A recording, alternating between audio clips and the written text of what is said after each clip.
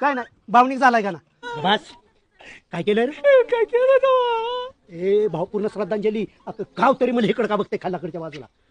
माझ्या फोटोला डायरेक्ट भावपूर्ण श्रद्धांजली लिहिलंय तुमच्या फोटो नाही लिहिलं भाऊ ती खाली मामावाले त्यांच्या फोटो लिहिलाय ए गणा त्यांच्या फोटोच्या खाली लिहायचं असतं भावपूर्ण श्रद्धांजली भाऊ खाली जागाच उरलेला आहे खाली छोट्याचा फोटो लागला आणि ए म्हणे होता साधा भाव सोडून गेला आपला गाव या पुरतोनी भरप धाव श्रद्धांजली वाचतो रामभाव वाक्यरचना कशी वाटली तुम्हाला स्वतः मी डिझाईन केली काय वाटत